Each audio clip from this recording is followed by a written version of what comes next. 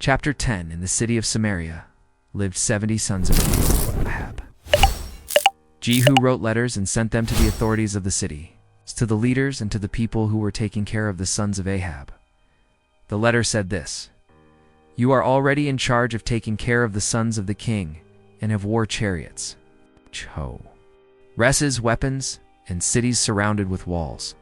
Therefore, as soon as you receive this letter, choose the best and most capable of the sons of the king, put him on his father's throne, and fight to defend him." The authorities of Samaria were terrified and said, "How can we stand against Jehu if neither King Joram nor King Ahaziah managed to do so?"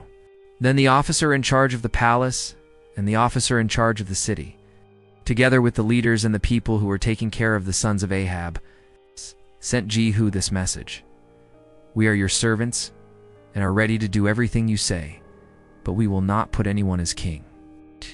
Then Jehu wrote another letter which said the following: "If you are on my side and are ready to follow my orders, bring the heads of the sons of King Ahab to me here in Jezreel. Tomorrow at this time." The 70 sons of Ahab were living with the leading citizens of Samaria who were raising them. When they received the letter of Jehu, the leaders of Samaria killed all the 70 princes. Then they put their heads in baskets and sent them to Jehu in Jezreel. They went to tell Jehu that the heads of the sons of Ahab had been brought. Then Jehu ordered, "Make with them 2 heaps at the gate of the city, and let them stay there until tomorrow morning."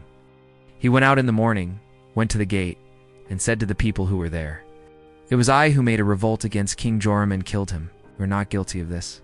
But who killed all these? This proves that everything the Lord God said about the descendants of Ahab will happen. The Lord has done what he promised through his servant Elijah." Then Jehu ordered to kill all the other relatives of Ahab who lived in Jezreel, and also all the authorities of his government, close friends, and priests. None of them escaped. Jehu left Jezreel to go to Samaria. On the way, in a place called the Field of the Shepherds, he found some relatives of the late King Ahaziah of Judah and asked, "Who are you?" "We are relatives of Ahaziah. We're going to Jezreel to greet the sons of Queen Jezebel and the rest of the king's family." Then Jehu ordered his men, "Seize these people and want them all alive." They seized them and killed them near a well of Beth-ek to the shepherds. They were 42 in all, and none of them was left alive. Jehu left there, and on the way met Jonadab, son of Rechab, who had come to speak with him. Jehu greeted him and said, "Are we both thinking the same way?" "Yes." "Then give me your hand." They shook hands, and Jehu helped Jonadab up into his war chariot. Jehu said, "Come with me and see for yourself how I am dedicated to God the Lord." And Jehu took him in his chariot to Samaria. When they arrived there, Jehu killed all the relatives of Ahab. He left none alive, as the Lord had said to Elijah that it would happen. Jehu gathered the people of Samaria and said, "King Ahab served little the god Baal, but I will serve him much. Therefore, gather now all the prophets of Baal, all his worshippers and all his priests, but let none be missing. For I will offer a great sacrifice to Baal, and whoever does not come shall be killed." But this was Jehu's way of deceiving the worshippers of Baal in order to kill them. Then Jehu gave the following order: "Announce a day of worship in honor of the god Baal." An announcement was made. Jehu sent messengers throughout all the land of Israel, and all the worshippers of Baal came. Not one was missing. They entered the temple of Baal, which was completely full. Then Jehu ordered the priest in charge of the sacred robes to bring the robes and deliver them to the worshippers. After this, Jehu entered the temple with Jonadab, son of Rechab, and said to the people who were there, "Make sure that only worshippers of Baal are here, and that no worshipper of God, the Lord, has entered." Then he and Jonadab entered to offer sacrifices and burnt offerings to Baal. Jehu had ordered 80 men to stay outside, giving them this command: "Kill all these people I deliver to you. Whoever lets one of them escape will pay with his life for it." As soon as Jehu finished presenting the offerings, he said to the guards and the officers, "Go in and kill them all. Let none escape." They went in with swords in hand. They killed all and threw the bodies outside. Then they entered the inner sanctuary of the temple. They brought out the pillars that were in the temple of Baal and burned them. They also destroyed the pillar of Baal in his temple, and they made that temple into a latrine, which remains to this day. This is how Jehu put an end to the worship of Baal in Israel. But he did not abandon the sins of King Jeroboam, son of Nebat, He led the people of Israel to commit the sin of worshipping the golden calves that he had set up in Bethel and in Dan. The Lord God said to Jehu, "You did with the descendants of Ahab everything that I wanted you to do.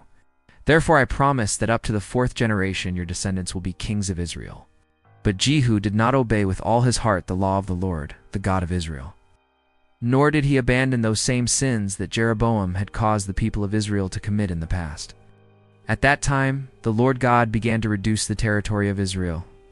King Hazael of Syria conquered all the Israelite lands that were east of the Jordan River up to the city of Aruah, on the Arnon River in the south. This included the regions of Gilead and Bashan, where lived the tribes of Gad, Reuben, and Manasseh of the east. All the other things that Jehu did, and also his acts of bravery, are written in the history of the kings of Israel. He died and was buried in Samaria, and his son Jehoash reigned in his place as king. Jehu reigned 28 years in Samaria as king of Israel. Chapter 11. As soon as Athaliah, the mother of King Uzziah, heard of the death of her son, she gave order that all the people of the royal family be killed. Only Joash, son of Ahaziah, escaped. He was going to be killed along with the others, but was saved by his aunt Jehosheba, who was daughter of King Joram and half-sister of Ahaziah. She took Joash and his nurse to a room of the temple and hid him from Athaliah. Thus he was not killed. For 6 years Jehosheba took care of the boy and kept him hidden in the temple, while Athaliah was queen. But in the 7th year, the priest Jehoiada sent for the officers in charge of the bodyguards and the palace guards, and told them to come to the temple. There he made them swear agreement with what he had planned to do. Then he showed them Joash, the son of King Ahaziah, and gave them the following orders. When you go on duty on the Sabbath, 1/3 must guard the palace, another third must be on guard at the Sur gate, and the other third must stay at the gate behind the other guards. The 2 groups that leave duty on the Sabbath will stay on guard at the temple to protect the king. You must guard King Joash with swords in hand and go with him wherever he goes. Anyone who comes near you must be killed. The officers obeyed the order of Jehoiada and brought to him their soldiers. That is, those who were leaving duty on the Sabbath and those who were entering duty on the Sabbath.